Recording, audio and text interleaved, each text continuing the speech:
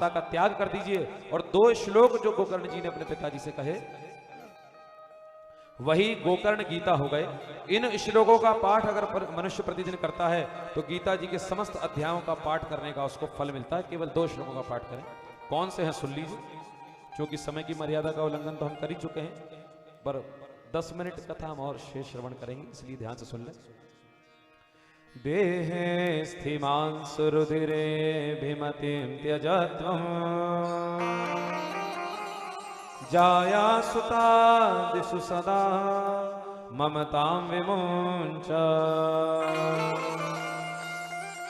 पश्यानिशं जगदिदं क्षणभङ्गनिष्ठम्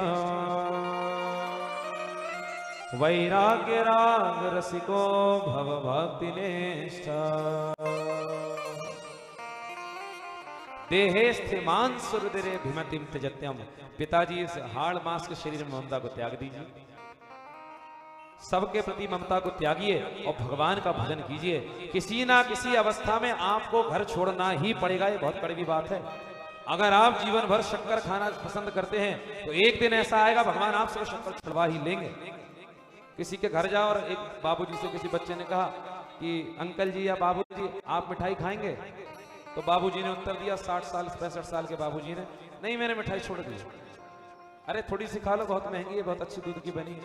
नहीं मैंने छोड़ दी। इतने में बहू ने भीतर से बोला, इनने छोड़ी नहीं है, इनको तो डायबिटीज है इसलिए खाते नहीं। अच्छा तो बच्चा ये कहेगा इन्होंने छोड़ी नहीं है, इनसे भगवान के द्वारा छुड़वाई गई है। भगवान अगर छुड़वाएंगे किसी चीज को तो बहुत कष्ट होगा, उसके पहले उन चीजों को आप छोड़ दीजिए। उन चीजों को आप छोड़ देंगे, त्याग देंगे, बोले पिताजी तो कल्याण होगा। क्या करें? बोले धर्मं भजस्व सततम त्यज लोक धर्मा सेवस्व साधु पुरुषान् जहि काम तृष्णा अन्यस्य दोष गुण चिंतनमाशुमोक्त्वा सेवा कथा रस महो नितराम पिबत्वम्। एक बात गौर से सुन लीजिए, आज की कथा को पूरा सार अगर निकाल के कहा जाए तो इस श्लोक के अंत में बता दिया।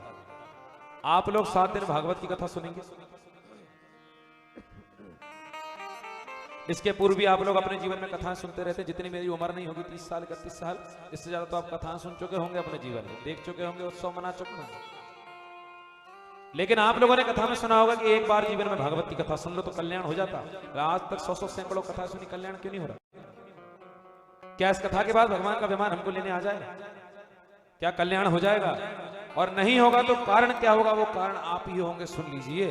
वो कारण यह है कि हम भगवान की अगर कथा सुन रहे हैं, इन दिव्य कथाओं का रसपान कर रहे हैं और करने के बाद अपने जीवन में इन कथाओं को नहीं उतारेंगे तो ये उस प्रकार होगा कि बरसात के मौसम में आपने छत पे एक मटका भरने के लिए रखा, लेकिन आप भूल गए उस मटके को सीधा करना, उल्टे घड़े को 4 महीना रखे रहे, वो पानी उसमें गया ही नहीं, वो रीता ही रह गया। भागवत की कथा सुनने के बाद, शिव पुराण की कथा सुनने के बाद, देवी भागवत सुनने के बाद, नर्मदा पुराण सुनने के बाद, अन्य कोई भी पुराण सुनने के बाद अगर आपने अपने जीवन में सेवा करना प्रारंभ नहीं किया तो इस बात को बिल्कुल भूल जाना, कल से कथा में मत आना कि कथा में हमारा कल्याण होगा। अगर सेवा नहीं कर सको 7 दिन में, चाहे माता पिता की हो, चाहे गौ की हो, चाहे समाज की हो, चाहे भगवान की हो, अगर सेवा नहीं कर पाओ, भागवत में कह दिया 80वें श्लोक में, महात्म्य के 5वें अध्याय में पढ़ लेना जाकर के। हर कथा में मैं कहता हूं विश्राम में, लेकिन इसका